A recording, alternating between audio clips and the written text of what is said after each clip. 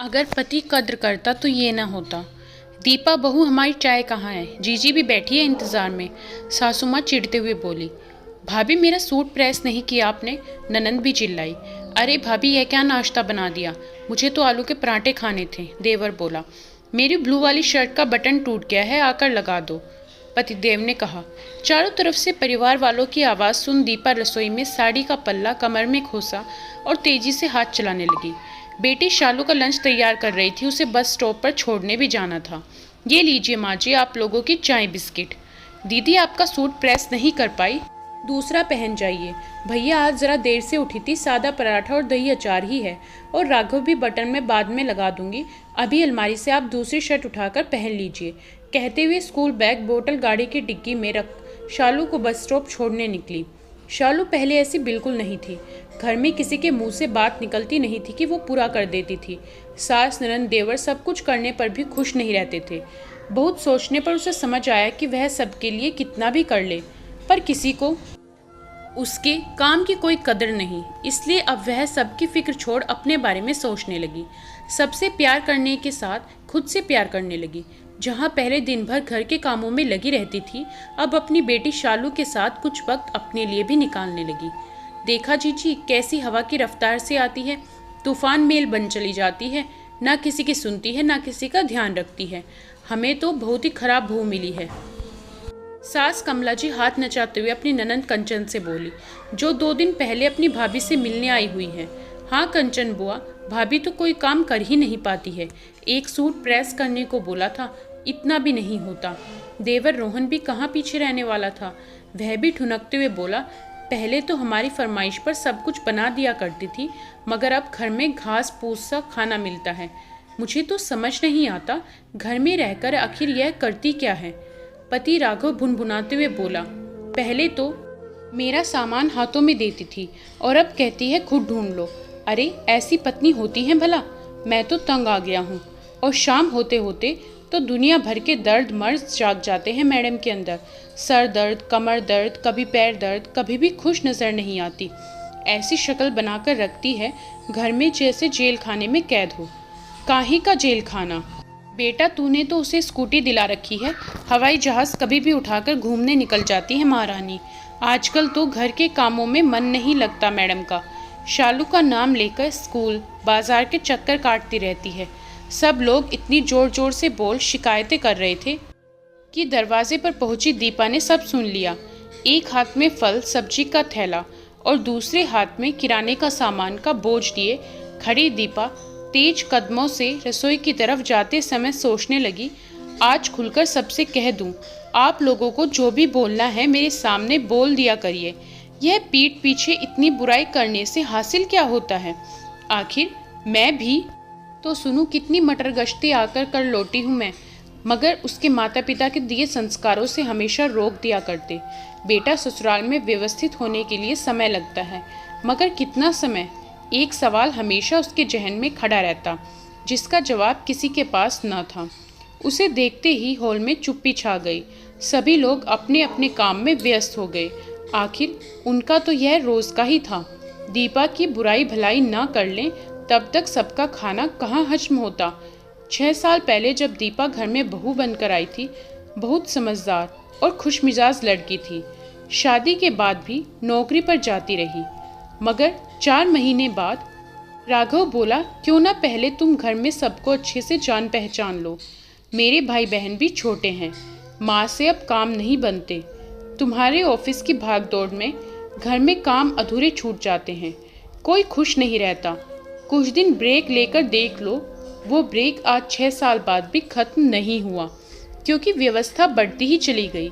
एक के बाद एक जिम्मेदारियां उस पर थोप दी गई। घर के सारे सदस्य आराम फरमाने लगे और वह अकेली घर के सारे काम संभालने लगी। फिर शालू के बाद तो करियर पर फुल स्टॉप लग गया। देखा जीजी कैसे काम से जी चुराती है, जब तक 4 बार आवाज़ ना लगाओ सुनती नहीं।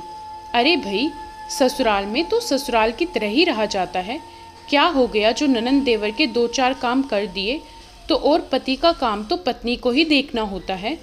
सास की सेवा तो बहू का फर्ज होता है। इसमें कौन सी नई बात हो गई? हमने भी तो किया है अपने ज़माने में।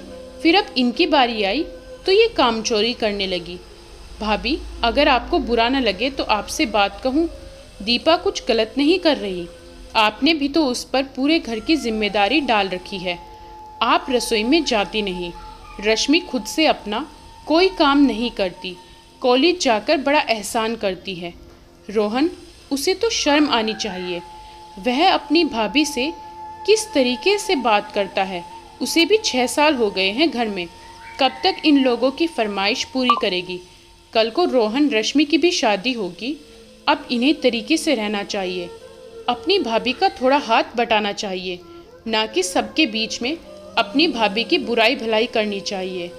और एक बात, आज जो यह अपनी भाभी के बारे में ऐसा बोल रहे हैं, कल को जब इनकी बारी आएगी तो ऐसे गुल खिलाएंगे जिसका आपको अंदाज़ा भी नहीं है।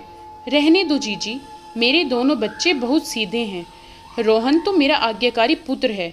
उसकी बहू आएगी तो मेरी बहुत सेवा करेगी, मुझे पूरा यकीन है। और रश्मि, उसे जो मैंने संस्कार दिए हैं उसी से वो ससुराल को स्वर्ग बना देगी। सरोते से सुपारी काटते हुए कमला जी बोली। अपनी भाभी की बात सुन कंचन जी समझ गई, ऐसे ठसियल लोग किसी की परेशानियां आसानी से नहीं समझते। इन्हें उदाहरण देकर ही समझाना पड़ेगा। बुआ के लाडले रोहन रश्मि कमरे में मोबाइल पर गेम खेल रहे थे। दोनों को ही अपने बुआ पर बड़ा यकीन था, इसलिए दोनों अपने मन की हर बात अपनी प्यारी बुआ से शेयर कर देते। बुआ ने बड़े प्यार से दोनों की तरफ आम लस्सी का गिलास बढ़ाते हुए कहा, ये लो बच्चों, तुम्हारे लिए खास बनाई है। वाह बुआ, आप तो सब जानती हो, क्या मस्त लस्सी है, पीकर मज़ा आ गया। भतीजे रोहन ने हंसते हुए बोला। अच्छा रोहन बेटा, एक बात तो बता, तेरी माँ तेरे लिए लड़की ढूंढ रही है। मैं सोच रही थी दीपा जैसी लड़की तेरे लिए परफेक्ट रहेगी। दीपा का नाम सुनते ही रोहन का मुंह बन गया। क्या बात करती हो बुआ, भाभी जैसी कभी नहीं। माँ की डांट की चाबी से चलने वाली गुड़िया नहीं चाहिए, जो भैया तक का ढंग से ख्याल नहीं रख सकती, उनकी ज़रूरत है पूरी नहीं कर सकती, वह मेरी पसंद नहीं हो सकती। तो बबुआ, तुझे कैसी लड़की चाहिए? मेरी पत्नी तो एकदम स्मार्ट होगी। मैं जहाँ जाऊँ मेरे साथ वैसे रेडी होकर जाए, साड़ी वाड़ी में लिपटी ना रहे, वेस्टर्न ड्रेसेस धड़ल्ले से पहने, जॉब करे, मेरे कंधे से कंधा मिलाकर चले, अपने डिसीजन खुद ले सके, किसी की गलत बात सुन चुप ना रहे, गलत के लिए खड़ी हो सके, बोल्ड एंड ब्यूटीफुल। यही गुण चाहिए मुझे, उसमें वही बनेगी मेरी दुल्हन। और बेटा, घर के काम कौन करेगा? तेरी माँ की सेवा, उसका क्या? बुआ, घर के काम तो नौकरों को शोभा देते हैं, और माँ को ऐसा क्या हुआ है जो उन्हें सेवा की ज़रूरत है? सही जा रहे भैया, मुझे भी ऐसी ही भाभी चाहिए, ना कि दीपा भाभी जैसी घरेलू गमारू जिसे हंसने से ज़्यादा रोना आता है, दिन रात आंसू टपकाती रहती है। ठहाका मार के दोनों भाई बहन हंस पड़े। अरे बिटिया, तू रोहन की छोड़, कल को तेरे लिए भी एक लड़का ढूंढ दूंगी, अच्छे घर में तेरी शादी करूंगी। तू तेरी भाभी से 2-4 गुण ले लेना, ताकि ससुराल में सुख शांति बनी रहे। क्या बुआ, किससे टिप्स ले लूं?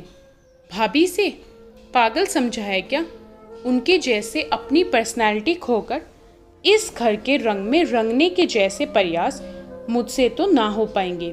दिन भर माँ उन पर हुक्म चलाती है।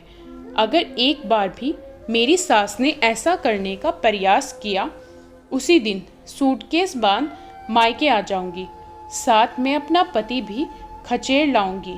बहू बनूंगी, घर में किसी की जागीरदारी नहीं, जो जब चाहे जैसे चाहे मुझे चलाएगा। मैं अपने मन की मालिक हूँ, मुझे जैसा अच्छा लगेगा मैं तो वैसा ही करूँगी, किसी के कहे पर तो कभी नहीं चलूँगी। पर बेटा, लड़की को एडजस्ट करना ही पड़ता है। शादी सिर्फ पति पत्नी का रिश्ता नहीं होता, पूरा परिवार साथ लेकर चलना होता है। क्या बुआ, कैसी बातें करती हो? मेरी शादी लड़के से हुई है, उसी से मतलब रखूँगी ना, कि उसके पूरे खानदान की सेवा चाकरी करती रहूँगी। अगर मेरी ससुराल में सास से बनी नहीं तो पति को लेकर नया घर बसाऊंगी, सुख शांति से रहूंगी, इटलाते हुए रश्मि बोली। बड़े ही उच्च विचार हैं बेटा तुम दोनों के। लाओ यह खाली गिलास मुझे दो, मैं धुलने के लिए रख देती हूँ। तुम लोग आराम से अपना वीडियो गेम खेलो। कहते हुए कंचन बुआ कमरे से बाहर आ गई। अगले दिन भाभी आज शाम को मेरे कुछ दोस्त आ रहे हैं, प्याज की कचौड़ी और इमली की चटनी बना लीजिएगा। कोल्ड ड्रिंक्स मैं बाजार से ले आऊँगा। और दीपा भाभी, आपने 2 दिन से मेरे कपड़े नहीं धोए, कल मेरे लिए पीला वाला सूट प्रेस करके रख दीजिएगा। मैं अपनी सहेली के घर पढ़ने जा रही हूँ।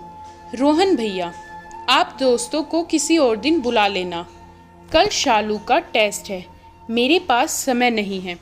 और रश्मि दीदी, आप भी अपना सूट खुद ही प्रेस कर लीजिएगा, शायद मुझे देर हो जाएगी।